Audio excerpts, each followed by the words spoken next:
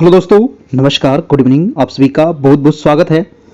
तो आज हम लेकर के आ गए हैं दोस्तों टेस्ट नंबर आपका 32। इसके पहले आपका टोटल 31 टेस्ट हो गया है। आज देखेंगे टेस्ट नंबर आपका 32। बहुत ही इंपॉर्टेंट टेस्ट है, तो पूरा वीडियो देखना है आपको, शुरू से अंत तक देखना है। और उसके बाद अगर अच्छा लगे तो लाइक करना है। जो भी आपका सुझाव हो आपको सुझाव देना है, ठीक है। तो चलिए शुरू करते हैं आज का। और अब देखिए एग्जाम में ज़्यादा समय आपके पास नहीं है। आज हो गया आपका 27 तारीख और आपका एग्जाम में मात्र अब दोस्तों 10 से 12 दिन आपके पास समय है। तो जितना ज़्यादा हो सके आप रिवीजन कर लीजिए। जो भी पढ़े हैं एनसीईआरटी जो आपको एमसीक्यू दिया गया है, जो लोग नहीं लिए हैं तो अगर ले करके आप फटाफट इसको रिवीजन कर लीजिए। 10 से 12 दिन समय है, तो 6 से लेकर के 10 क्लास तक आपको एमसीक्यू मिल जाएगा। आप यहाँ से एनसीईआरटी और चैप्टर वाइज ये मिल जाएगा। आप इसको फटाफट रिवीजन कर लीजिएगा, ज़्यादा समय आपको नहीं लगेगा। तो चलिए शुरू करते हैं दोस्तों। आज होगा टेस्ट नंबर आपका 32 और ये है आपका ज्योग्राफी का आज भी टेस्ट हम लेकर के आए हैं। बहुत ही इंपॉर्टेंट टेस्ट है और इसको पूरा वीडियो देखना है, आपको काफ़ी मजा आएगा। एनसीईआरटी पर ये आपका बेस्ड होगा। आपका ये आपका 6 to 8, 9, 10th, 11, 12th सभी के लिए इंपॉर्टेंट होगा। तो चलिए शुरू करते हैं आज का पहला सवाल। पहला सवाल है दोस्तों कि देश का प्रथम राज्य कौन सा है जिसने 15 वर्षीय आपदा जोखिम न्यूनीकरण रोड मैप जारी किया है। दोस्तों जी हाँ, ये आपका करेंट अफेयर का सवाल है और ये करेंट अफेयर आपको एग्जाम में पूछ सकता है, क्योंकि ये जो करेंट है जो आपका बिहार से संबंधित है, ठीक है। वो दोस्तों बिहार जो है वो देश का प्रथम राज्य है और प्रथम वाला आपको ज्यादा इंपॉर्टेंट हो जाता है। तो ये बिहार जो है देश का प्रथम राज्य है जिसने 15 वर्षीय आपदा जोखिम न्यूनीकरण रोड मैप तैयार किया है, यानी कि 2015 से 30 तक आपका, ठीक है। ये 15 वर्षीय है तो 2015 से लेकर के 30 तक आपका ये चलेगा। तो ये काफी इंपॉर्टेंट है। ये बिहार आपका प्रथम राज्य है आपका, ठीक है। इसका आंसर हो जाएगा आपका आंसर नंबर सी हो जाएगा, बिल्कुल सही हो जाएगा। अगला प्रश्न चलते हैं दोस्तों। आपका दूसरा नंबर सवाल है, थोड़ा सा मैं और इसको बड़ा कर दूं, ठीक है, ठीक है, दिख रहा है। दूसरा नंबर सवाल कह रहा है कि राज्य आपदा प्रबंधन प्राधिकरण, देखिए यहां पर क्वेश्चन पे थोड़ा सा आप ध्यान दीजिएगा। ये राज्य आपदा कह रहा है, एक पूछेगा आपको दोस्तों केंद्र आपदा, ठीक है। तो ये राज्य आपदा प्रबंधन प्राधिकरण का पदेन मुख्य कार्यकारी अधिकारी कौन होता है। जैसे ही राज्य कहे दोस्तों तो राज्य को आपको मारना है, कौन हो जाएगा। राज्य का हो जाएगा आपका पदेन मुख्य कार्यकारी अधिकारी कह रहा है दोस्तों, है ना। क्वेश्चन पर थोड़ा सा आप जरूर, मैं बार बार कहता हूं क्वेश्चन पर ध्यान दीजिएगा। अगर कहता कि राज्य आपदा प्रबंधन प्राधिकरण के अध्यक्ष कौन होंगे तो अध्यक्ष यहां पर जो हो जाते वो हो जाते मुख्यमंत्री हो जाते, ठीक है। लेकिन यहां पर अधिकारी कार्यकारी अधिकारी की बात है तो मुख्य सचिव होगा, है ना। तो क्वेश्चन पर बार बार आप थोड़ा सा गौर करिएगा और यही गलती कर देते हैं। जैसे ही पढ़िएगा राज्य आपदा प्रबंधन प्राधिकरण, राज्य देखिएगा सीधा मारिएगा मुख्यमंत्री, ऑप्शन में है नहीं, इनमें से कोई नहीं, और आपका क्या हो जाएगा, एक नंबर ले देके बैठ जाएगा, ठीक है। तो क्वेश्चन को पढ़िए, मुख्य कार्यकारी अधिकारी पूछ रहा है तो वो होता है आपका मुख्य सचिव होता है, ठीक है। तो अगर अध्यक्ष कहता तब हो जाता मुख्यमंत्री, अगर यहां पर केंद्र पूछ देता तब हो जाता प्रधानमंत्री आपका, ठीक है। तो क्वेश्चन पे थोड़ा सा ध्यान दीजिएगा। अगला प्रश्न है आपका प्रश्न नंबर 73 नंबर। प्रश्न है कि निम्नलिखित में से बिहार राज्य में सर्वाधिक महिला साक्षरता दर वाले जिला कौन सा है। बिहार में सर्वाधिक महिला साक्षरता दर कह रहा है दोस्तों, तो सर्वाधिक महिला साक्षरता जो दर है वो है आपका मुंगेर जिला का, ठीक है। किसका है, मुंगेर जिला का सर्वाधिक महिला साक्षरता है। मुंगेर जिला का महिला साक्षरता दर कितना है दोस्तों, याद रखिएगा 62.08% है आपका महिला साक्षरता दर मुंगेर का, है ना। और बहुत सारे लोग देखिए इसमें पटना मारेंगे जो बिल्कुल गलत है। पटना का जो आपका साक्षरता दर है वो है आपका 61.96 है। तो इस आधार पर आप देखिएगा तो आपका मुंगेर क्या है, आगे है। याद रखिएगा सर्वाधिक महिला साक्षरता दर किसका है, तो वो हो जाएगा आपका किसका, मुंगेर का हो जाएगा भाई। औरंगाबाद का दोस्तों कितना है, तो औरंगाबाद का है 59.7 हो जाएगा औरंगाबाद का, ठीक है। तो यहां पर आंसर हो जाएगा आपका मुंगेर जिला। बंदूक फैक्ट्री कहाँ है, तो बंदूक फैक्ट्री भी आपका मुंगेर में ही है। अगला प्रश्न देखिएगा आपका 74 नंबर। फटाफट आप लोग वीडियो को एक बार लाइक भी कर दीजिएगा और चैनल पर नए होंगे तो सब्सक्राइब भी कर लीजिएगा, ताकि आपको डेली 9 बजे से जो टेस्ट होता है उसका लिंक आपको मिल सके और आप आराम से तैयारी कर सके। अब समय देखिए ज़्यादा नहीं है, जितना ज़्यादा हो सके आप रिवीजन करिए, है ना। जो आप पढ़ लिए हैं पहले, अब नया चीज़ कुछ ज़्यादा मत पढ़िएगा। 10 दिन आपके पास मात्र समय है। कह रहा है कि बिहार राज्य में ग्रामीण क्षेत्रों में शिशु लिंगानुपात कितनी है। तो बिहार का ग्रामीण जो लिंगानुपात पूछ रहा है दोस्तों वो कितना है, और ये पूछ रहा है 2011 के अनुसार ही। आपको अगर नहीं दिया रहे कि किसके अनुसार, तो आपको 2011 ही समझना है, ठीक है। तो 2011 के अनुसार बिहार में ग्रामीण शिशु लिंगानुपात यहाँ पर पूछ रहा था, तो ये हो जाएगा 938 हो जाएगा। कितना है? 938। देखिए शिशु लिंगानुपात का मतलब क्या होता है, बहुत सारे लोग को नहीं पता होगा। शिशु लिंगानुपात भी पूछ देता है। तो शिशु लिंगानुपात का मतलब होता है 0 से लेकर के 6 वर्ष तक के आयु 0 से 6 वर्ष आयु वर्ग के बच्चों के 1000 बालकों पर बालिकाओं की संख्या के अनुपात को ही कहा जाता है दोस्तों शिशु लिंगानुपात, ठीक है। और ये आयु पूछा जाता है तो 0 से लेकर के 6 वर्ष तक के बच्चा पर, और निकाला जाता है टोटल 1000 बालक बालिका पर आपका, ठीक है। जैसे लिंगानुपात कैसे निकालते हैं 1000 पर लड़का और लड़की का, है ना, उसी प्रकार से आपका शिशु लिंगानुपात भी निकाला जाता है। 0 से लेकर के 6 वर्ष तक के बच्चों को निकाला जाता है, ठीक है। तो ये आपको याद रखना है। तो ग्रामीण शिशु लिंगानुपात कितना है दोस्तों? 938 है। अगर आपसे पूछता कि 2011 के जनगणना के अनुसार बिहार में शिशु लिंगानुपात कितना है, तब हो जाता आपका 935 हो जाता है, ठीक है। बिहार में शिशु लिंगानुपात टोटल कितना है? 935 है। और अगर आपसे पूछे दोस्तों कि बिहार का शिशु लिंगानुपात में 935 आपको याद रखना है। उसके अलावा अगर पूछे कि भारत का शिशु लिंगानुपात कितना है, तो 919 हो जाएगा भारत का शिशु लिंगानुपात, ठीक है। 919 है भारत का शिशु लिंगानुपात, और 935 है बिहार का शिशु लिंगानुपात, और 938 है बिहार का ग्रामीण शिशु लिंगानुपात। ये आपको याद रखना है। अगर आपसे पूछे कि बिहार में सबसे अधिक शिशु लिंगानुपात किस जिले की है, तो क्या हो जाएगा? तो बिहार में सबसे अधिक दोस्तों, है ना, वो हो जाएगा आपका किशनगंज, ठीक है। बिहार में सबसे अधिक जो शिशु लिंगानुपात है वो किशनगंज जिला का है। और किशनगंज का शिशु लिंगानुपात कितना है? तो वो हो जाएगा 971, ठीक है। तो बिहार का सबसे आगे कौन है दोस्तों शिशु लिंगानुपात में? किशनगंज हो जाएगा, याद रखना है ना। और बिहार में अगर कहे कि न्यूनतम शिशु लिंगानुपात किसका है भैया, तब हो जाएगा आपका किसका? न्यूनतम हो जाएगा आपका वैशाली का, ठीक है। न्यूनतम जो हो जाएगा वो वैशाली जिला का हो जाएगा। और वैशाली का कितना है? न्यूनतम है तो 904 है वैशाली का आपका, ठीक है। ये आपको यहां से ध्यान रखना है, न्यूनतम वैशाली का 904 हो जाएगा। और किशनगंज आपका अधिकतम है 971 हो जाएगा। बिहार का ग्रामीण शिशु लिंगानुपात 938 हो जाएगा। पूरे भारत का 919 हो जाएगा। और बिहार का 935 हो जाएगा। ये सभी आपको याद रखना है। आपको पूछेगा कोई ना कोई, घुमा करके आपको पूछ देगा। अगर आपसे पूछ लिया जाए दोस्तों, इतना तो आपको याद हो गया। एक क्वेश्चन और बताइए कि 2011 के जनगणना के अनुसार न्यूनतम बाल लिंगानुपात वाला राज्य कौन सा है ना। न्यूनतम, है ना, शिशु लिंगानुपात कहिए, बाल लिंगानुपात कहिए, तो न्यूनतम शिशु लिंगानुपात वाला राज्य कौन सा है बताइए पूरे इंडिया में? तो वो हो जाएगा दोस्तों आपका हरियाणा, है ना। हरियाणा ही दोस्तों आपको क्या है, तो सबसे कम लिंगानुपात वाला भी हरियाणा है। और शिशु में भी सबसे कम यही है। कितना है? तो 834 मात्र इसका है दोस्तों शिशु लिंगानुपात हरियाणा का। और हरियाणा का लिंगानुपात कितना है? तो 879 है, ठीक है। 879 इसका लिंगानुपात है। तो ये आप यहां से याद रखना है इतना सारा चीज। अगला प्रश्न हम चलते हैं आपका 75 नंबर। और वीडियो अच्छा लग रहा है तो एक लाइक कर दीजिएगा। भारत में उष्णकटिबंधीय सदाबहार वन कहाँ पाए जाते हैं? देखिए उष्णकटिबंधीय सदाबहार वन, ये सदाबहार वन की बात हो रही है। तो भारत में अगर सदाबहार वन देखिएगा तो पश्चिमी घाट जो पर्वत है ये तो आपको हो ही जाएगा। ऑप्शन नंबर ए हो जाएगा आपका बिल्कुल सही, ठीक है। क्योंकि यहाँ पर जो बारिश होती है वो वर्षा जो होता है वो 200 सेंटीमीटर से अधिक बारिश होती है। आपको 200 से लेकर के 400 सेंटीमीटर तक यहाँ पर बारिश होती है। और जहाँ पर 200 से ज़्यादा बारिश होगी दोस्तों वहाँ पर सदाबहार वन पाए जाएंगे। सदाबहार वन को ही एक और नाम से जाना जाता है, इसी को वर्षा वन भी कहते हैं, ठीक है।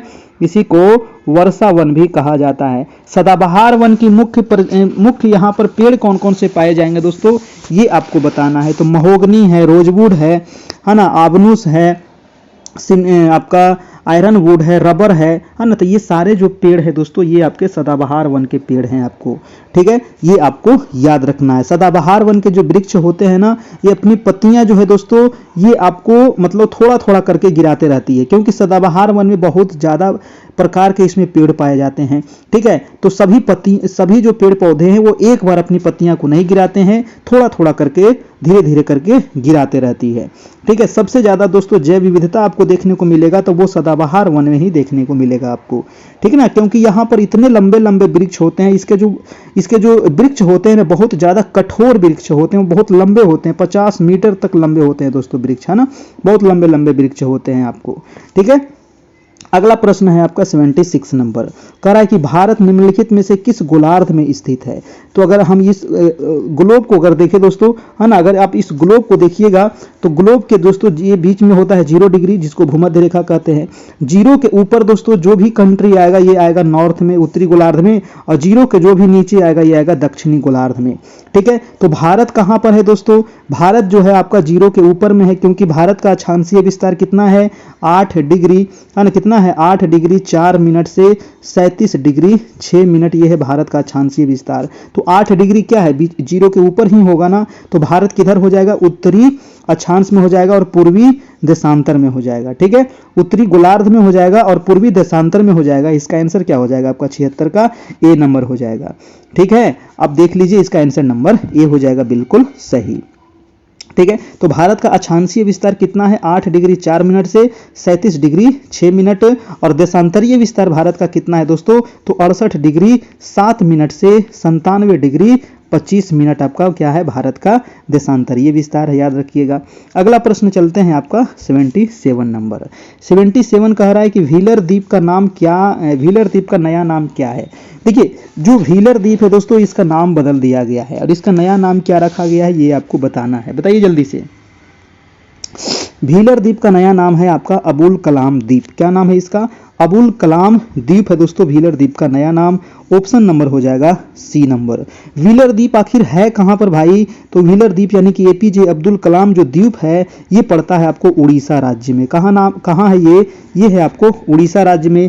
इस द्वीप का नाम कब बदला गया था, तो 2015 में दोस्तों इसका नाम चेंज हुआ है आपका, ठीक है ना। जो हमारे पूर्व राष्ट्रपति हैं उन्हीं के नाम पर ये रखा गया है, आपको याद रखना है। और ये व्हीलर द्वीप जो है ना, अगर देखिएगा ये राज्य है आपका उड़ीसा, तो उड़ीसा से दोस्तों ये जो बंगाल की खाड़ी है, तो बंगाल की खाड़ी में ये द्वीप है दोस्तों, है ना। यहाँ से 10 किलोमीटर लगभग दूरी पर है, बंगाल की खाड़ी में है आपका ये द्वीप व्हीलर द्वीप, जिसका नाम कर दिया गया है अबुल कलाम द्वीप कर दिया गया है, ठीक है। चलिए, और इसका जो व्हीलर द्वीप का जो प्रयोग किया जाता है किस लिए, तो प्रक्षेपास्त्र जो कार्यक्रम है उसी के परीक्षण केंद्र के रूप में इसका प्रयोग किया जाता है।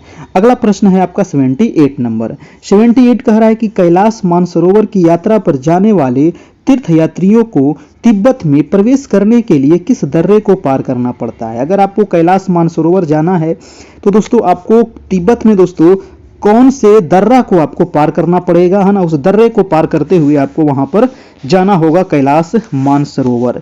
तो ये जाने के लिए दोस्तों आपको सिक्किम के रास्ते से जाना होगा, और सिक्किम में दोस्तों एक जो दर्रा है उस दर्रा का नाम है आपका, क्या नाम है, लिपुलेख, और आपका रोहतांग नाथुला क्या हो जाएगा, जल्दी से बताइएगा, है ना। तो कैलाश मानसरोवर की यात्रा पर जाने वाले तीर्थयात्रियों को दोस्तों तिब्बत प्रवेश करने के लिए नाथुला दर्रा और लिपुलेख दर्रा, है ना, नाथुला और लिपुलेख दोनों पार करना पड़ेगा आपका, ठीक है।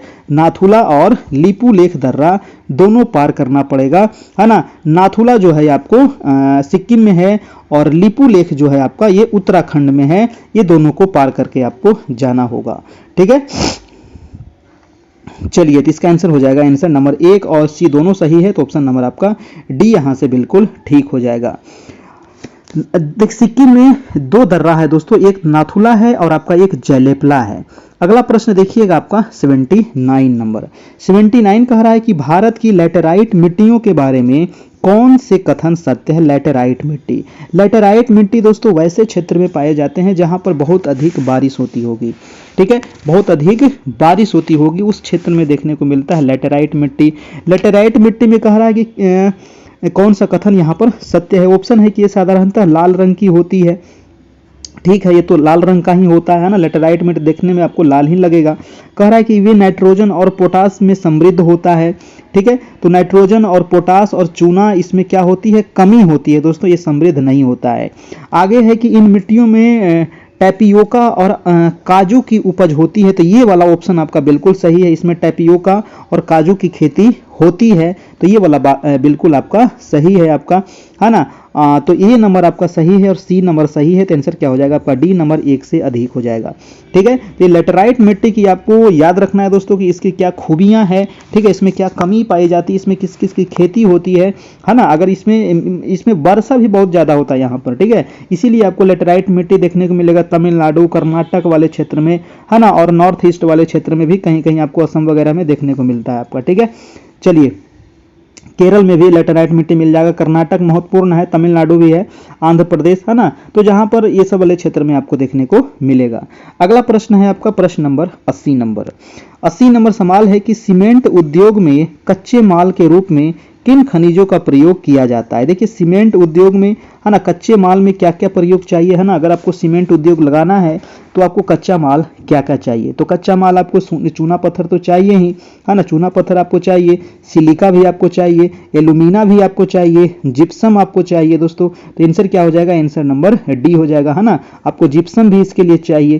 ठीक है, तो ये सारे चीज़ों की जरूरत पड़ेगी आपको कच्चे माल के रूप में अगर आपको सीमेंट उद्योग लगाना है। ठीक है, तो आंसर हो जाएगा आपका आंसर नंबर डी, इनमें से अधिक, एक से अधिक हो जाएगा आपका। ठीक है, भारत में अगर पूछे कि प्रथम सीमेंट उद्योग कहां पर लगाया गया था, तो भारत में 1904 ईस्वी में सबसे पहले लगाया गया था, चेन्नई में लगाया गया था आपका, है ना।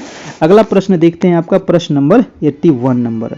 प्रश्न कह रहा है दोस्तों कि एशिया तथा उत्तरी अमेरिका किसके द्वारा पृथक होता है। देखिए, एशिया की बात है और उत्तरी अमेरिका की बात है, ये जो पृथक होता है यानी कि अलग होता है दोस्तों, ये किससे अलग होता है, ये अलग होता है, वो कौन सा जल संधि है, कुक जल संधि गलत है, बास जल संधि ये भी गलत है, बेरिंग जल संधि ये आपका बिल्कुल सही है दोस्तों, है ना। आंसर हो जाएगा आपका आंसर नंबर ए, यानी कि बेरिंग जो जल संधि है ये किसको किसको अलग करता है, रूस को और अलास्का को, है ना। देखिए, अलास्का जो था ना, ये पहले आपका एशिया का ही था, यानी कि रूस का ही भाग था, लेकिन इसको उत्तरी अमेरिका ने खरीद लिया। ठीक है, तो अलास्का किसका भाग हो गया, उत्तरी अमेरिका का भाग हो गया। फिर दोस्तों एशिया और उत्तरी अमेरिका का क्या हो गया, ये मतलब बीच में पार्टीशन करता है आपका कौन सा जल संधि, वो हो जाए बेरिंग जल संधि। ठीक है, याद रखिएगा, बेरिंग जल संधि, यानी कि रूस में और अलास्का के बीच ये आपका भाग है। अलास्का किसका भाग है, अब उत्तरी अमेरिका का भाग है, याद रखिएगा। ये जो कुक जल संधि है दोस्तों, ये कुक जल संधि किसको किसको मतलब कि ये जोड़ता है या अलग करता है, तो कुक जो जलडोमरू मध्य है ये दक्षिणी प्रशांत महासागर, है ना, को ये न्यूजीलैंड में है दोस्तों, दक्षिणी कुक न्यूजीलैंड में उत्तर तथा दक्षिण पूर्वी द्वीप में आपका इसको अलग करता है कुक जल संधि। ठीक है, बास जो जल डमरू मध्य है ये है आपका तस्मान सागर एवं दक्षिण सागर को जोड़ता है आपका बास जल डमरू मध्य। ठीक है, तस्मान सागर और दक्षिण सागर को आपका। चलिए, तो ये आपको याद रखना है कि एशिया और उत्तरी अमेरिका को किसके द्वारा अलग होता है, तो वो हो गया बेरिंग जल डमरू मध्य। अगला प्रश्न है आपका 82 नंबर। प्रश्न है कि मेरियाना ट्रेंच किस महासागर में स्थित। देखिए, मेरियाना ट्रेंच है ना, ये पृथ्वी पर सबसे गहरा भाग है दोस्तों, है ना। पृथ्वी पर अगर कहे कि सबसे गहरा बिंदु कौन सा है, सबसे निचली बिंदु कौन सा है, तो वो हो जाएगा मेरियाना ट्रेंच। मेरियाना ट्रेंच जो है ये प्रशांत महासागर का सबसे गहरा हो जाएगा और पूरे विश्व की सबसे गहरी बिंदु आपका ये, है ना। इसकी जो गहराई है दोस्तों वो आप एनसीईआरटी बुक में भी देखिएगा, तो 11,022 मीटर आपको इसकी गहराई है। कहीं कहीं जो इसकी गहराई जो है 11,033 भी देता है, लेकिन आपको 11,022 ही ज्यादा ऑथेंटिक है, आपको 11,022 मीटर ही आपको टिक करना है। ठीक है, तो आंसर क्या हो जाएगा आपका प्रशांत महासागर। सबसे बड़ा महासागर भी प्रशांत महासागर ही है। प्रशांत महासागर की आकृति कैसी है, तो ओ अक्षर की है या फिर वृत्त की आकृति की है, याद रखना है ना। चलिए, अगला प्रश्न देख लेते हैं। आपका प्रश्न नंबर है 83 नंबर। 83 कह रहा है कि वायुमंडल के अध्ययन को क्या कहते हैं। देखिए, वायुमंडल के अध्ययन को आपको बताना है कि क्या कहते हैं। बताइए जल्द से, वायुमंडल के अध्ययन को कहते हैं दोस्तों, आपको ऑप्शन आपके पास दिया हुआ है मेटेरियोलॉजी। जी हाँ, मेटेरियोलॉजी कहा जाता है वायुमंडल के अध्ययन को, है ना। बहुत सारे अध्ययन हैं जो आपको पूछा जाता है दोस्तों। मेटेरियोलॉजी हो गया किसका, आपका वायुमंडल के अध्ययन को। ठीक है, आंसर हो जाएगा आपका आंसर नंबर बी हो जाएगा। चलिए, इकोलॉजी किसको कहते हैं दोस्तों? तो वातावरण के अध्ययन को, है ना। पोमोलॉजी किसको कहते हैं? तो फलों के अध्ययन को। याद रखना है, बहुत सारे अध्ययन जो पूछा जाता है ना, पोमोलॉजी फलों के अध्ययन को, सिस्मोलॉजी भूकंप के अध्ययन को, ठीक ना। चलिए, ये सभी पूछा जाता है आपको। अगला प्रश्न चलते हैं, आपका प्रश्न नंबर है आपका 84 नंबर। 84 प्रश्न है कि पानी का कोई भी रूप जो बादलों से गिरता है उसे क्या कहते हैं? पानी का कोई भी रूप कह रहा है जो बादल से गिरता है उसे क्या कहते हैं? तो बादल से जो गिरता है दोस्तों उसे कहते हैं प्रिसिपिटेशन। क्या कहते हैं? उसको कहते हैं प्रिसिपिटेशन, है ना। कोई भी रूप हो जो बादल से गिरता है, प्रिसिपिटेशन। ठीक है, आंसर हो जाएगा आपका, आंसर नंबर सी हो जाएगा, बिल्कुल सही हो जाएगा, है ना। वर्षा की बूंदे जो होती है कैसी होती है? गोल होती है। और ये आखिर गोल क्यों होती है दोस्तों? ये आपको बताना है कि वर्षा की जो बूंदे है वो गोल होती है, पृष्ठ तनाव के कारण ये गोल होती है, याद रखिएगा, है ना, पृष्ठ तनाव के कारण। अगला प्रश्न है आपका 85 नंबर। 85 सवाल है कि खरीफ और रबी से संबंधित निम्नलिखित कथनों में से कौन सा ठीक नहीं है? नहीं पूछ रहा है तो ध्यान दीजिएगा। खरीफ फसल और आपका रबी फसल। खरीफ फसल जो बोया जाता है वो बोया जाता है आपको बारिश के समय, रबी फसल जो बोया जाता है वो जाड़े के समय। ठीक है, तो कह रहा है कि खरीफ महीना वर्षा ऋतु के आरंभ होता है, बिल्कुल सही है, और बसंत ऋतु के अंत में फसल काटी जाती है। ये वाला आपका, ये भी आपका बिल्कुल तो ठीक है लग रहा है। कौन सा ठीक? अच्छा, यहाँ पर कह रहा है दोस्तों बसंत ऋतु के अंत में काटी जाती है। भैया बिल्कुल गलत हो गया, है ना। बसंत ऋतु में काटते हैं हम, है ना। ये तो जब आपका ठंडा शुरुआत होता है, अभी के समय, अभी कौन सा समय है? तो अभी देखिए हल्का हल्का ठंडा आ गया है ना। तो इस समय में क्या कट रहा है? खरीफ का मौसम कट रहा है। धान उन देख रहे होंगे आपके आसपास कट छट रहा होगा आपका, है ना, कट रहा होगा। ठीक है, और रोपा कब जाता है, इसको बोया कब जाता है? तो जब वर्षा ऋतु शुरुआत होती है, यानी कि जून जुलाई में आपका। ठीक है, तो ये वाला ऑप्शन गलत हो गया, गलत ही हमसे पूछ रहा था। अगला ऑप्शन कह रहा है कि खरीफ महीना वर्षा ऋतु के आरंभ होता है और शरद ऋतु में फसल काटी जाती है, बिल्कुल सही। अभी जो ऋतु है ये मेन रूप से अभी शरद ऋतु है ना। अभी पूरा ठंडा नहीं आया, 15 दिसंबर के बाद दोस्तों आपका ये शीत ऋतु आपकी शुरुआत होती है। अगला है कि रबी महीना वर्षा के बाद शरद ऋतु में आरंभ होता है और बसंत ऋतु के अंत में फसल काटी जाती है। ये भी आपका बिल्कुल सही है। यहां से जो हो जाएगा आपका आंसर नंबर ए आपका बिल्कुल ही गलत है। ठीक है, ये नंबर आपका आंसर यहां से बिल्कुल सही हो जाएगा। अगला प्रश्न देखिए दोस्तों, कह रहा है आपका 86 नंबर कि जिस महाद्वीप से होकर काल्पनिक रेखाएं गुजरती है वो कौन सी है? जी हाँ दोस्तों, कौन सी वो महाद्वीप से कर्क रेखा, मकर रेखा और भूमध्य रेखा तीनों गुजरती है। तीनों रेखाएं गुजरने की जब बात होगी तो वो हो जाएगा आपका दोस्तों अफ्रीका महादेश। ठीक है, वो अफ्रीका महादेश है जहां से तीनों रेखाएं होकर के गुजरती है ना। यानी कि कर्क रेखा का मान कितना हो? 23.5 डिग्री उत्तरी अक्षांश, मकर रेखा का मान 23.5 डिग्री दक्षिणी अक्षांश और भूमध्य रेखा का मान 0 डिग्री अक्षांश। ठीक है, ये तीनों गुजरती है आपको अफ्रीका महादेश से। आंसर हो जाएगा आपका, आंसर नंबर ए हो जाएगा, यहां से बिल्कुल सही हो जाएगा आपका दोस्तों। ठीक है, चलिए, कर्क संक्रांति कब होता है दोस्तों? तो 21 जून को, क्योंकि 21 जून को जो होता है ना, 21 जून को ये है आपका 0 डिग्री, ये है आपका कर्क रेखा, ये वाला है आपका मकर रेखा। तो कर्क संक्रांति होगा आपका 21 जून को और मकर संक्रांति होता है आपका 22 दिसंबर को, याद रखिएगा। और दिन रात बराबर होता है कब? तो 2 दिन होता है ना, 2 बार होता है, 21 मार्च और आपका 23 सितंबर। 2 बार, साल में 2 बार दिन और रात बराबर होता है, ये भी याद रखिएगा। कर्क संक्रांति 21 जून, है ना, 21 जून और मकर संक्रांति दोस्तों आपका 22 जून और दिन रात बराबर होगा 21 मार्च और 23 सितंबर को होगा, ये आपको याद रखना है। अगला प्रश्न चलिएगा आपका 87 नंबर। 87 नंबर प्रश्न क्या है, फटाफट देखिएगा।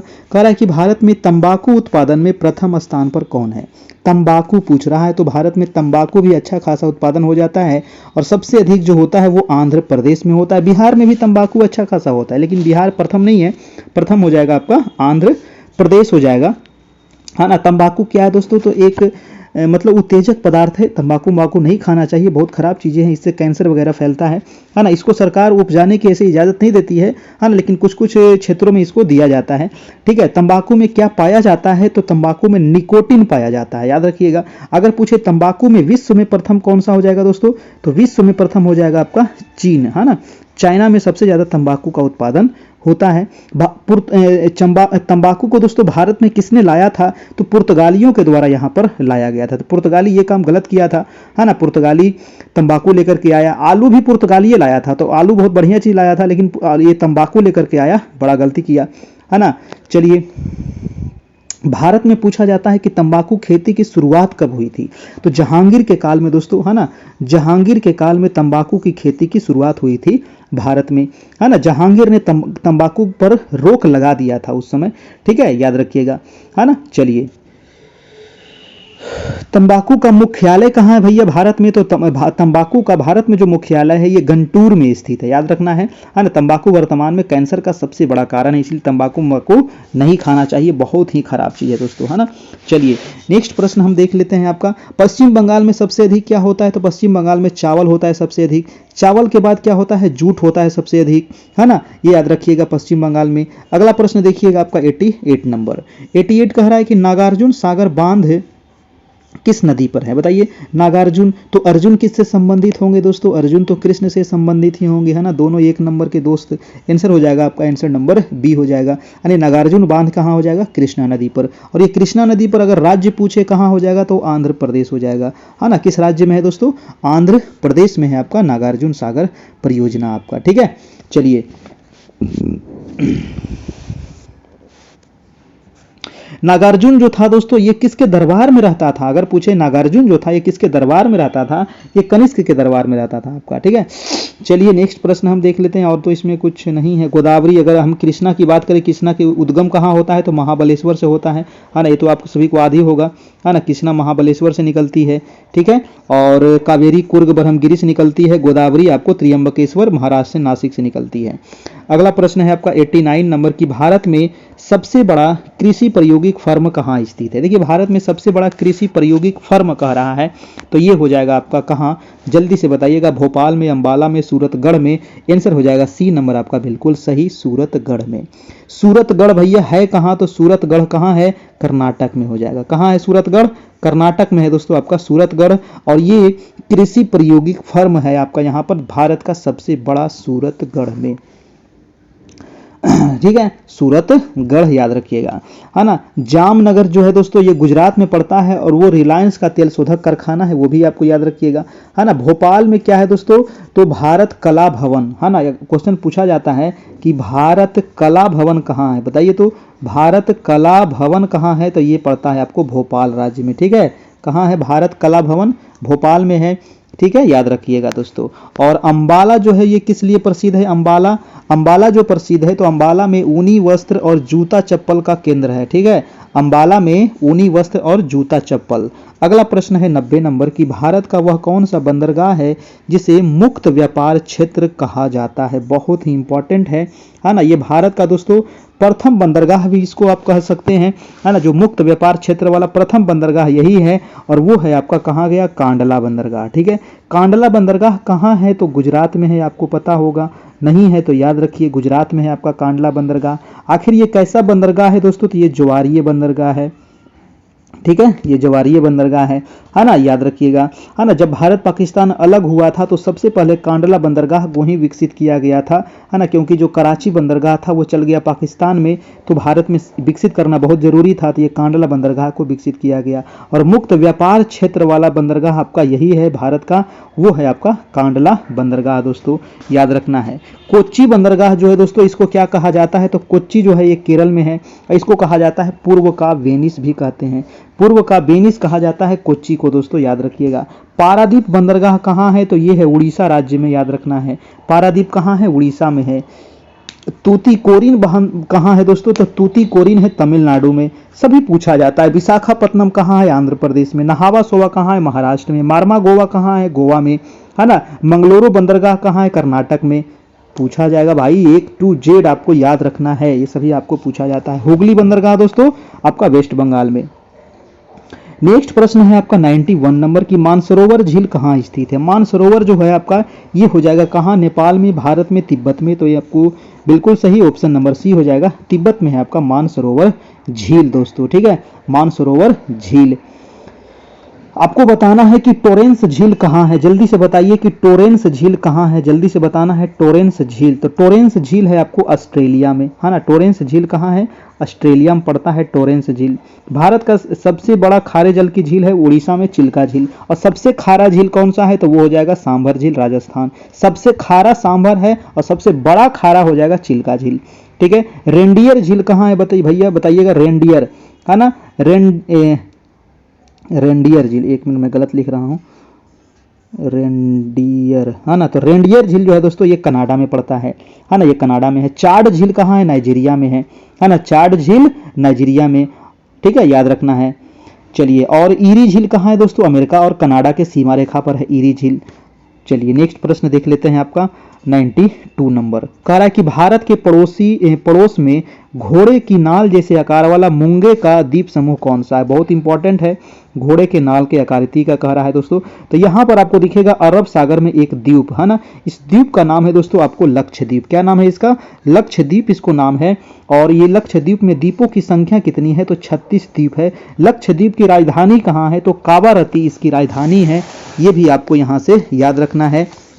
और ये किस सागर में है, तो ये अरब सागर में है ना, याद रखिएगा, अरब सागर में है ना। लक्षद्वीप और मिनिकॉय ये किसको ये जो अलग होता है दोस्तों, ये कितने डिग्री चैनल से अलग होता है आपको कमेंट करके बताना है। मैं नहीं बताऊंगा, मैं बहुत बार बता चुका हूं, ठीक है। लक्षद्वीप और मिनिकॉय जो द्वीप है ये कितने डिग्री चैनल से अलग होता है, फटाक से कॉमेंट कीजिएगा, ठीक ना। चलिए भैया अगला प्रश्न चलते हैं, इसका आंसर क्या हो जाएगा, लक्षद्वीप।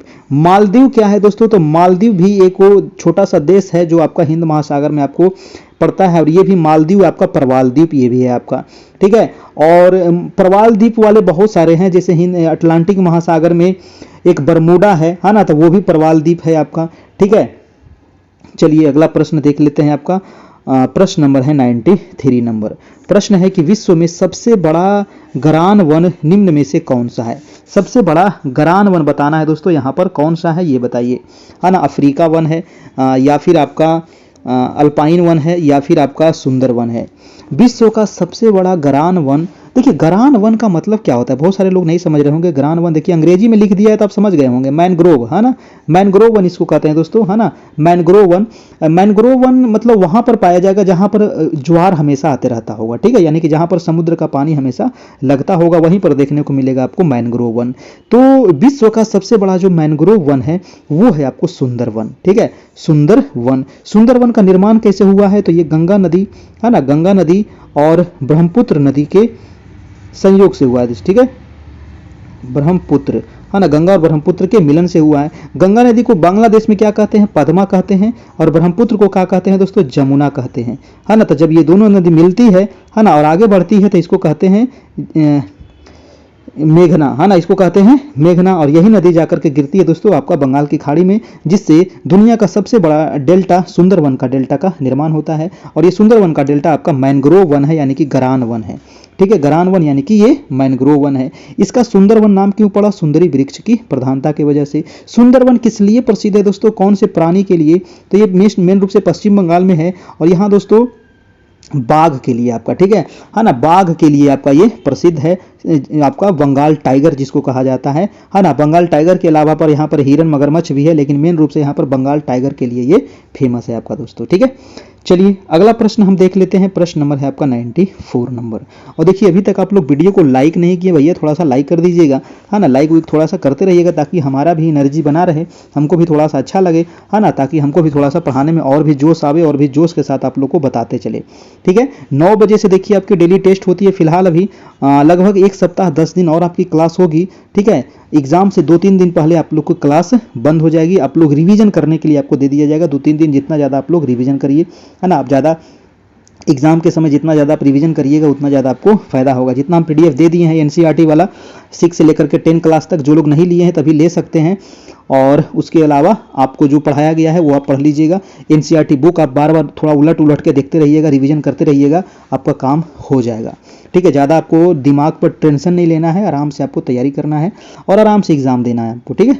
फटाफट आपको एग्जाम हो जाएगा और सब लोग का रिजल्ट भी हो जाएगा। प्रश्न है 94 नंबर की, भारत में निम्नलिखित में से वह फसल मौसम कौन सा है जो मई जून में शुरू होता है, जिसमें धान, ज्वार, बाजरा आदि मुख्य फसलें उगाई जाती हैं।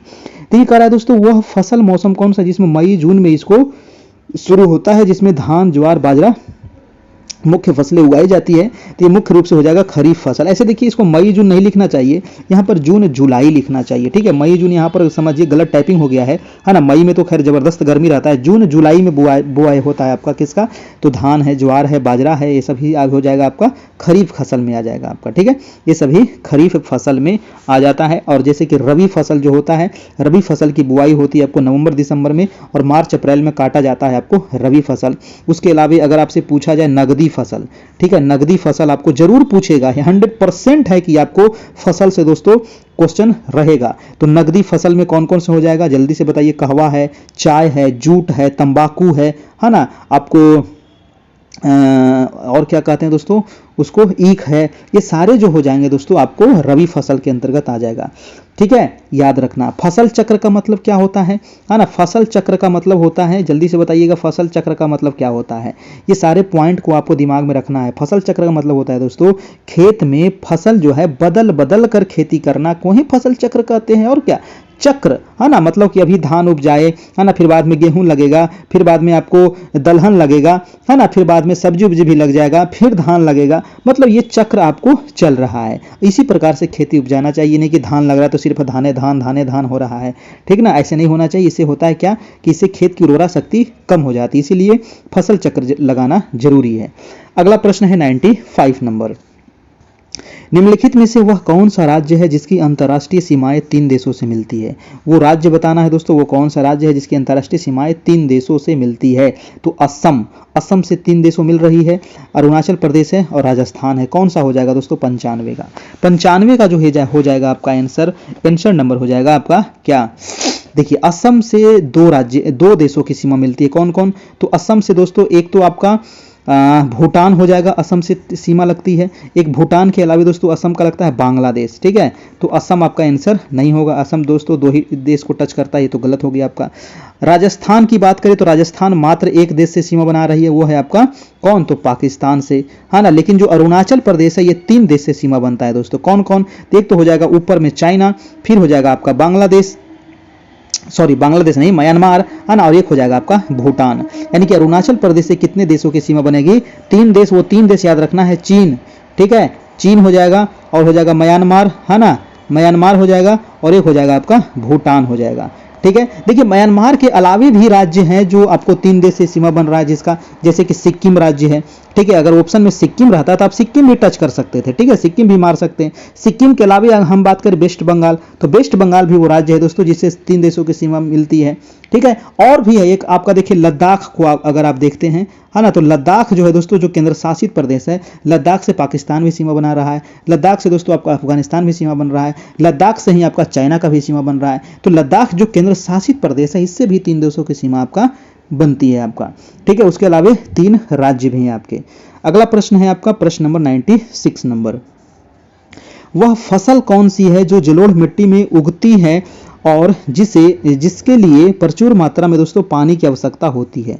देखिए जलोढ़ मिट्टी में उगती है, तो जलोढ़ मिट्टी में उगती है और पानी प्रचुर मात्रा में चाहिए। तो गेहूं को प्रचुर मात्रा में पानी की जरूरत नहीं है, चाय को भी जरूरत नहीं है, चावल हो जाएगा आपका बिल्कुल सही आंसर, है ना, चावल हो जाएगा आपका बिल्कुल ही सही आंसर। क्योंकि गेहूं में तो थोड़ा बहुत पानी लगता है दोस्तों, ज्यादा पानी की आवश्यकता नहीं होती है।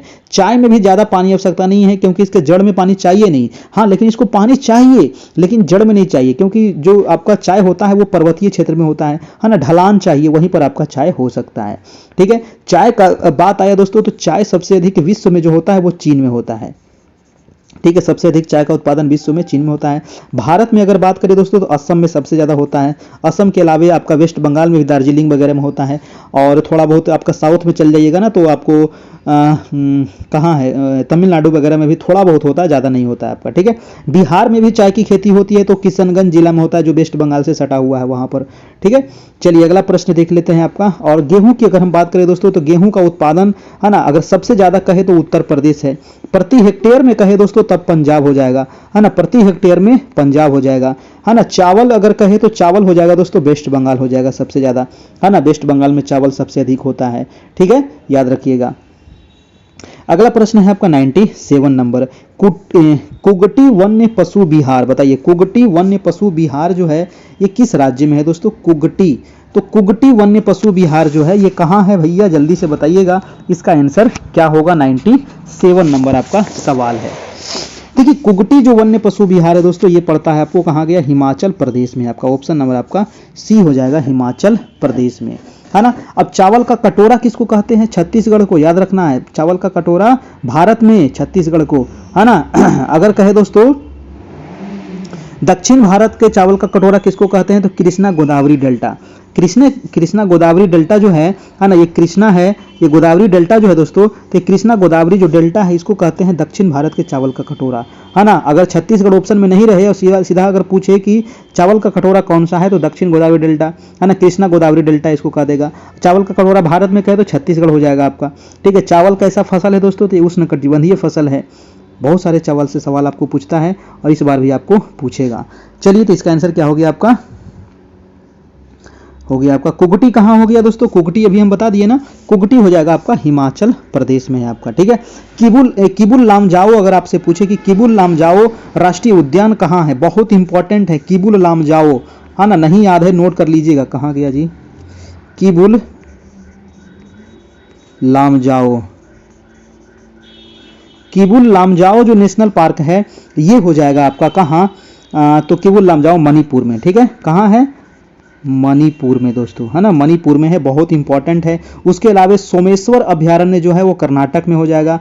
बांधवगढ़ जो हो जाएगा मध्य प्रदेश में हो जाएगा, है ना। सुल्तानपुर जो है दोस्तों ये हरियाणा में है। पंचमढ़ी आपका मध्य प्रदेश में हो जाएगा।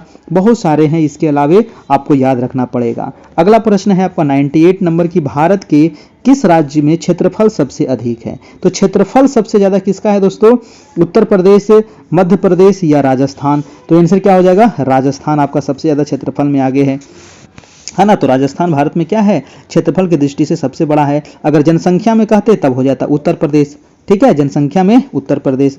और क्षेत्रफल में दोस्तों सबसे छोटा कौन सा है, तो छोटा अगर कहे क्षेत्रफल में सबसे छोटा, तो छोटा हो जाएगा आपका सिक्किम राज्य, ठीक है। क्षेत्रफल में सबसे छोटा सिक्किम और जनसंख्या में सबसे छोटा गोवा, है ना, जनसंख्या में सबसे छोटा गोवा आपका, ठीक है।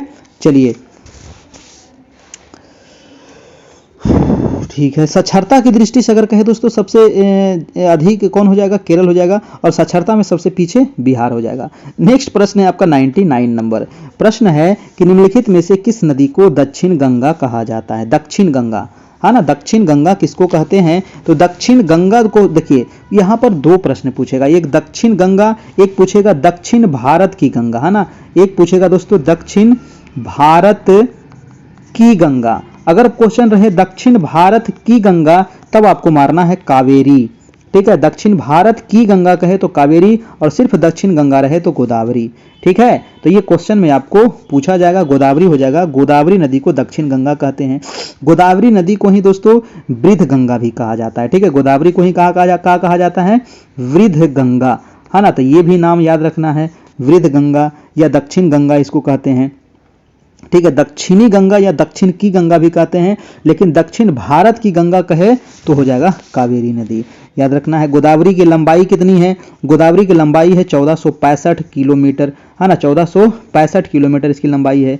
गोदावरी कहाँ से निकलती है, तो महाराष्ट्र के त्र्यंबकेश्वर गांव से निकलती है, ठीक है, नासिक जिला में है दोस्तों, ठीक ना। गोदावरी नदी कहाँ गिरती है, तो बंगाल की खाड़ी में गिरती है। गोदावरी की सहायक कौन कौन सी है, तो वेनगंगा, पेनगंगा, इंद्रावती, प्राणहिता, आपका ये सभी सहायक नदी है, ठीक है। चलिए नेक्स्ट प्रश्न है आपका 100 नंबर। 100 नंबर कह रहा है कि भारत में निम्नलिखित में से किस राज्य की सीमा म्यांमार के साथ नहीं लगती है। देखिए म्यांमार के साथ नहीं लगती है, तो म्यांमार के साथ जो लगने वाली सीमा है दोस्तों वो 4 राज्य की सीमा लगती है, ठीक है। म्यांमार के साथ कितने राज्य की सीमा लगती है, 4 राज्य की सीमा लगती है। इधर पूरा है म्यांमार देश, है ना, इधर क्या है, यहाँ से लेकर के यहाँ तक देखिएगा तो पूरा म्यांमार है आपका, ठीक है। सबसे ऊपर है अरुणाचल प्रदेश, उसके नीचे नागालैंड, उसके नीचे मणिपुर और सबसे नीचे मिजोरम।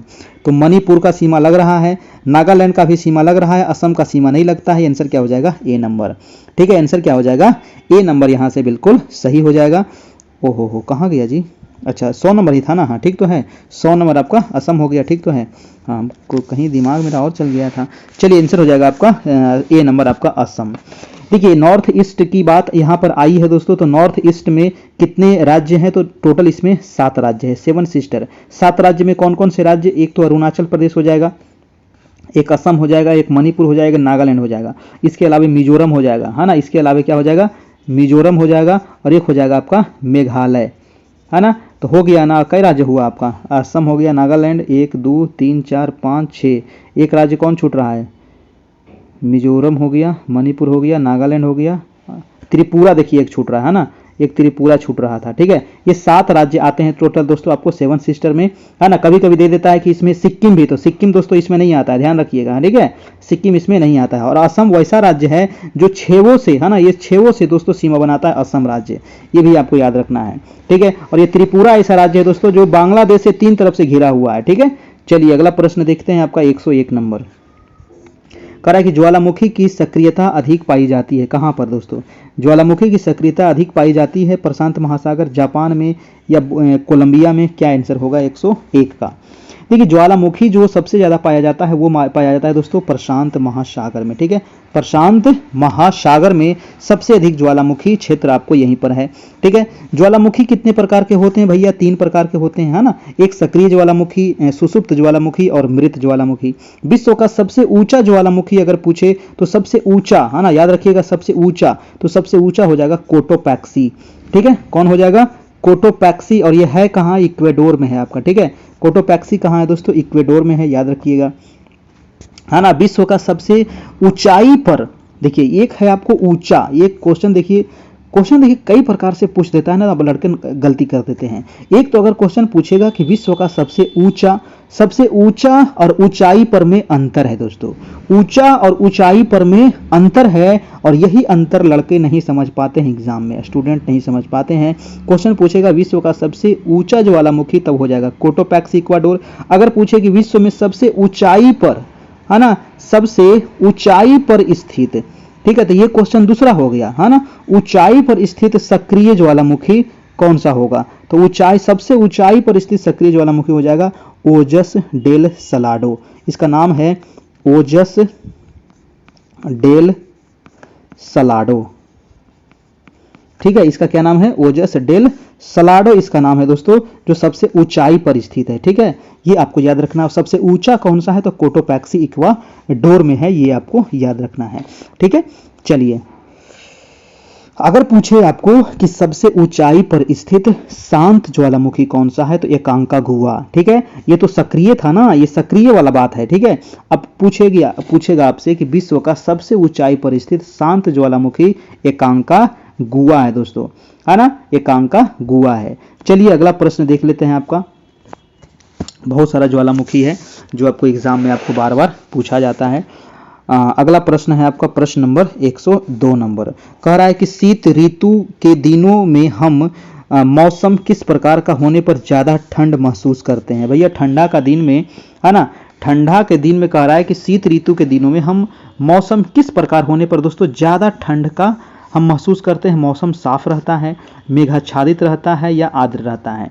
तो सबसे ज़्यादा हम ठंडा का महसूस करते हैं जब मौसम साफ होता है ना। मेघ जब रहेगा तो गर्म महसूस होगा, क्योंकि यहाँ से जो विकिरण नहीं हो पाया, है ना, जो सूर्य की प्रकाश आई उसको विकृत नहीं हो पाया, तो दोस्तों वो क्या रहता है, वायुमंडल गर्म रहता है। तो ये वाला आपका गलत हो जाएगा। इसका आंसर क्या हो जाएगा आपका, साफ मौसम में हम क्या करते हैं, ज़्यादा ठंडा महसूस करते हैं दोस्तों आपका, ठीक है। आंसर हो जाएगा, आंसर नंबर आपका ए हो जाएगा। तो नेक्स्ट प्रश्न चलते हैं आपका, इसका आंसर क्या हो गया, साफ वाला। अगला प्रश्न है दोस्तों आपका 103 नंबर। 103 कह रहा है कि पृथ्वी के पृष्ठ के नीचे गलित शैल को क्या कहते हैं। देखिए पृथ्वी के पृष्ठ के नीचे जो गलित शैल है ना, ये पृथ्वी हमारी परपट्टी है, और इसके नीचे ही दोस्तों जो द्रवित मैग्मा, इसको कहते हैं मैग्मा, है ना, इसको क्या कहते हैं, मैग्मा है ना, इसी को मैग्मा या फिर लावा कह सकते हैं। ऑप्शन नंबर आपका सी हो जाएगा दोस्तों आपका। और यही मैग्मा जब ज्वालामुखी के रूप में पृथ्वी के ऊपर आता है तो इसको कहते हैं हम लावा, है ना, इसको क्या कहते हैं, लावा कहते हैं। जब ये पृथ्वी के अंदर है तो इसको कहते हैं मैग्मा आपका, ठीक है। आंसर क्या हो जाएगा आपका, आंसर नंबर ए हो जाएगा आपका, बिल्कुल सही हो जाएगा आपका, ठीक है।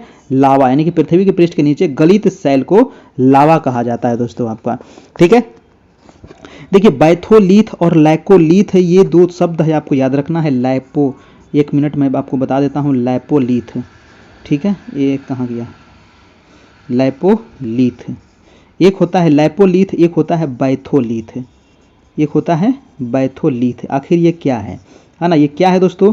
तो लैपोलिथ और बैथोलिथ। लैपोलिथ जो है ना दोस्तों, ये मैग्मा जम कर तस्तरी नुमा आकृति ग्रहण कर लेता है, तो इसको कहते हैं हम लैपोलिथ।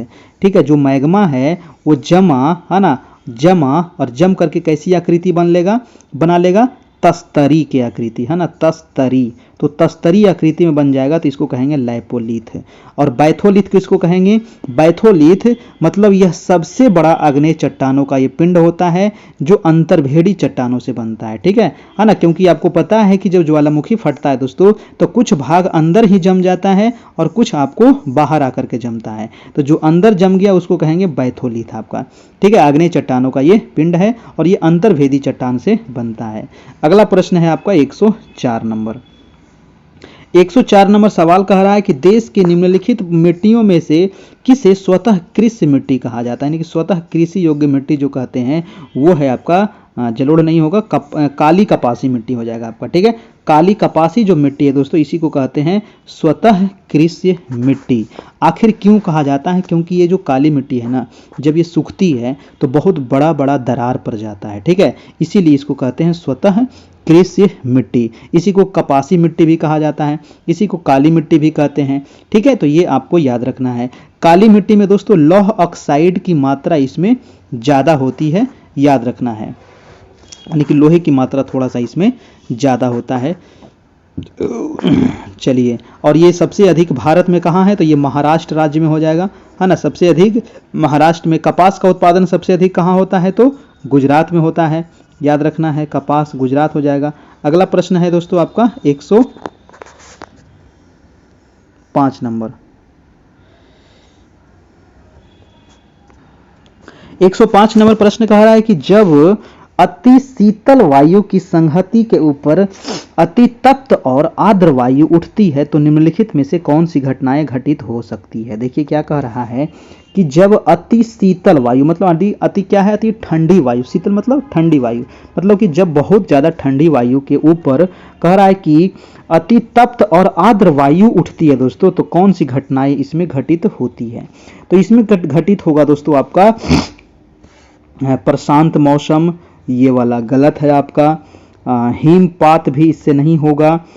तूफान और चक्रवाती तूफान और गहन वर्षा और ओला। ऑप्शन नंबर आपका 3 और 4 दोस्तों सही है, 5 का आंसर हो जाएगा सी नंबर। यानी कि जब अति शीतल वायु की संहति के ऊपर अति तप्त और आर्द्र वायु उठती है तो तूफान और चक्रवातीय तूफान एवं गहन वर्षा और ओला घटनाएं दोस्तों घटित होती है। तो ये आपको यहाँ से याद रखना होगा, बहुत ही इंपॉर्टेंट है। इस प्रकार के सवाल थोड़ा सा डीप में जाकर के आपको पूछ सकता है। ठीक है, अगला प्रश्न है आपका 106 नंबर। कह रहा है कि वर्ष 2011 के अनुसार विश्व की जनसंख्या का कितना प्रतिशत भारत में रहता है? बताइए, है ना, विश्व की जनसंख्या का भारत में जो निवास करता है दोस्तों वो 17.5%। ये तो सबको याद होगा, है ना, 2011 के अनुसार। ठीक है, भारत में निवास करता है ना भारत का। लेकिन जो जनसंख्या निवास है तो वो तो 17.5% है। लेकिन यहाँ का दोस्तों क्षेत्रफल कितना है पूरे विश्व का? 2.4%, है ना, 2.4% दोस्तों हमारा क्षेत्रफल है, लेकिन जनसंख्या यहाँ पर बहुत ज़्यादा है। और इसी वजह से यहाँ क्या है? तो यहाँ पर घनत्व बहुत ज़्यादा है दोस्तों आपका। ठीक ना, तो आंसर क्या हो जाएगा? आंसर नंबर आपका बी हो जाएगा, बहुत ही सही, बिल्कुल सही हो जाएगा। अगर पूछे कि भारत का दोस्तों दशकीय जनसंख्या वृद्धि दर कितना है, तो भारत का दोस्तों दशकीय, है ना, दशकीय जनसंख्या वृद्धि दर जो है, ये क्वेश्चन आपको पूछा गया है, तो याद रखिएगा 17.64%। ठीक है, भारत का जो दशकीय वृद्धि दर है वो 17.64% है। इसका मतलब क्या हुआ कि 2001 में जितना जनसंख्या था, है ना, और 2011 में जितनी जनसंख्या हो गई, ठीक है, तो इसके बीच में कितना बढ़ गया जनसंख्या? तो 17.64 जनसंख्या यहाँ पर बढ़ गया था दोस्तों। और अगर पूछे कि भारत का वार्षिक वृद्धि दर कितना है, तो 1.97 था आपका। ठीक है, याद रखिएगा। और वो कौन सा एक राज्य था जहां पर दोस्तों जो दशकीय वृद्धि दर था वो ऋणात्मक में चला गया? तो वो था आपका नागालैंड। ठीक है, वो नागालैंड था आपका। अगला प्रश्न है आपका 107 नंबर कि चिपको आंदोलन मूल रूप से किसके विरुद्ध था। देखिए चिपको आंदोलन जो था ये सुंदरलाल बहुगुणा जी के द्वारा चलाया गया था और ये चलाया गया था आपको वन कटाई के विरुद्ध आपका, ठीक है, वन कटाई के विरुद्ध उत्तराखंड में दोस्तों ये आपका हुआ था। ऑप्शन नंबर हो जाएगा सी नंबर आपका बिल्कुल सही हो जाएगा आपका, ठीक ना, ऑप्शन नंबर सी हो जाएगा। अगला प्रश्न है आपका 108 नंबर कि भारत के देशांतरीय विस्तार में लगभग कितने डिग्री का अंतर है। देखिए देशांतरीय विस्तार और भारत के दोस्तों अक्षांशीय विस्तार है ना, इस दोनों में दोस्तों लगभग 30 डिग्री का अंतर है, ठीक है, लगभग कितने डिग्री का अंतर है, 30 डिग्री का अंतर है। यानी कि देशांतरीय कहे तो 30 डिग्री और अक्षांशीय में भी दोस्तों लगभग आप देखिएगा तो 30 डिग्री का ही अंतर आएगा, ठीक ना। और तो आंसर हो जाएगा आपका ऑप्शन नंबर बी। और देशांतरीय विस्तार 30 डिग्री अंतर होने का मतलब है कि 2 घंटे का अंतर है दोस्तों। अगर अरुणाचल प्रदेश में देखिएगा और आपको देखिएगा गुजरात में, तो इन दिनों के बीच में दोस्तों 30 डिग्री है और 1 डिग्री पार करने में कितना लगता है 4 मिनट, तो 30 डिग्री पार करने में कितना लगेगा 120 मिनट, यानी कि 2 घंटे का समय में अंतर होता है दोस्तों। अगला प्रश्न है आपका 109 नंबर कि ऊटी क्या है। देखिए ये ऊटी जो है ना ये ऊट नहीं है ना, ये ऊटी दोस्तों एक स्थान है, एक पर्वतीय नगर है और दोस्तों आंसर हो जाएगा ये दक्षिण भारत का एक पर्वतीय नगर है। तो इसका आंसर क्या हो जाएगा, नदी नहीं है, राजस्थान का एक प्रमुख पशु नहीं है, दक्षिण भारत का एक पर्वतीय नगर है दोस्तों ऊटी। और ये मिलेगा आपको तमिलनाडु में, है ना, तमिलनाडु में जो नीलगिरी पर्वत है ना, ऊटी पर, वहीं पर दोस्तों आपको ऊटी एक है, लोग हमने घूमने जाते हैं, आप भी जाइए घूमने, बहुत मस्त जगह है ना, तो वो हो जाएगा आपका ऊटी। ऑप्शन नंबर आपका बी हो जाएगा बिल्कुल सही हो जाएगा। उसी प्रकार से जैसे और भी कुछ जैसे जगह है ना, जैसे कि आपको पूछ लेगा दार्जिलिंग कहाँ है, तो वो हो जाएगा पश्चिम बंगाल में। पूछ सकता है गुलमर्ग कहाँ है दोस्तों, तो ये हो जाएगा जम्मू कश्मीर में, ठीक ना। ये आपको पूछता है जैसे नंदी हिल्स, अगर पूछे कि नंदी हिल्स कहाँ है, नंदी क्या है दोस्तों, तो नंदी हिल्स एक कर्नाटक में एक हिल है, पहाड़ी है, ठीक है। चलिए अगला प्रश्न देखिएगा आपका 110 नंबर। और वीडियो अच्छा लग रहा है तो एक लाइक जरूर कर दीजिएगा और चैनल पर नए होंगे तो सब्सक्राइब जरूर कर लेना है, ठीक है ना। डेली आपका 9 बजे से टेस्ट होता है। अगला प्रश्न है कि भारत में औसतन वार्षिक वर्षा कितनी होती है। तो भारत में औसतन पूछ रहा है दोस्तों, तो औसतन अगर पूछे तो 118 सेंटीमीटर, ठीक है, 118 सेंटीमीटर दोस्तों भारत में औसत वर्षा होती है। आंसर हो जाएगा सी नंबर आपका बिल्कुल सही हो जाएगा, है ना। सबसे ज़्यादा वर्षा अगर पूछे भारत में तो मासिन राम, है ना, विश्व में सबसे अधिक कहाँ होता है तो मासिन राम में ही होता है, मेघालय में होता है, आपका खासी पहाड़ी पर है ना, याद रखना है, ठीक है। भारत में सबसे अधिक जो बारिश होती है वो किस मानसून से, तो दक्षिण पश्चिम मानसून से होती है, ठीक है, याद रखना है। और सबसे पहले बारिश जो मानसून जो आता है दोस्तों वो कहाँ आता है, तो केरल में आता है। कब आता है, तो 1 जून को आता है ना। और यही मानसून फिर कितने भागों में बढ़ जाती है, 2 भाग में, है ना, एक अरब सागर की शाखा, एक बंगाल की खाड़ी की शाखा। बिहार में जो वर्षा होती है वो किस शाखा से होती है, तो बंगाल खाड़ी की शाखा से। ये क्वेश्चन पूछे जाते हैं, है ना, मैं ऐसे ही नहीं बोल रहा हूँ, ये पूछा जाता है, इसलिए मैं आप लोग को रिवीजन करते चलता हूँ, ठीक है। सबसे अधिक वर्षा जो होती है भारत में वो दक्षिण पश्चिम मानसून से होता है दोस्तों, याद रखिएगा, है ना। भारत में जाड़े के दिनों में वर्षा कहाँ पर होती है, तो तमिलनाडु में होती है। जाड़े के दिनों में 2 जगह वर्षा होती है, एक तो तमिलनाडु में कोरोमंडल तट पर, एक होता है आपको उत्तर पश्चिम देश भारत में, यानी कि जैसे पंजाब हरियाणा वाले क्षेत्र में, तो वो होता है पश्चिमी विक्षोभ की वजह से, ठीक है। तो जाड़े के दिन में 2 जगह बारिश होती है ना। तो ये रहा आज का क्लास, कैसा लगा आप लोग बताइएगा, अच्छा लगा हो तो एक लाइक कर दीजिएगा, चैनल पर नए होंगे तो सब्सक्राइब कर लीजिएगा। इसका पीडीएफ अगर लेना चाहे तो ले सकते हैं, है ना। आपको पीडीएफ में क्या मिलेगा दोस्तों, तो पीडीएफ में आपको मिल जाएगा एनसीईआरटी 6 से 10 तक सामाजिक विज्ञान एमसीक्यू नोट्स, वो होगा चैप्टर वाइज हो गया। 351 इसमें चार्ज है ना, 351 आपको पे करना है, वो आपको 10 मिनट के अंदर सारे मटेरियल यहाँ पर मिल जाएंगे, जितना टेस्ट हुआ है वो भी मिल जाएगा और जो आपको एनसीईआरटी जो पीडीएफ है नोट्स है वो भी मिल जाएगा आपका। तो आपको फ़ोन पे, गूगल पे, पेटीएम के माध्यम से 78 57 82 43 10 ये नंबर है और 9 बजे आपका डेली टेस्ट होता है। तो इसी नंबर पे आपको 351 पे करके व्हाट्सएप कर देना है। ये नंबर हमारा व्हाट्सएप भी है और यही नंबर पे आपको फ़ोन पे, गूगल पे भी करना है, तभी आपको मिल पाएगा। धन्यवाद, फिर मिलते हैं कल। तब तक आप लोग अच्छे से पढ़ाई करते रहिए, रिवीजन करते रहिए, एनसीईआरटी बुक को ज़्यादा फॉलो करते रहिए, आपका काम हो जाएगा। धन्यवाद, गुड नाइट।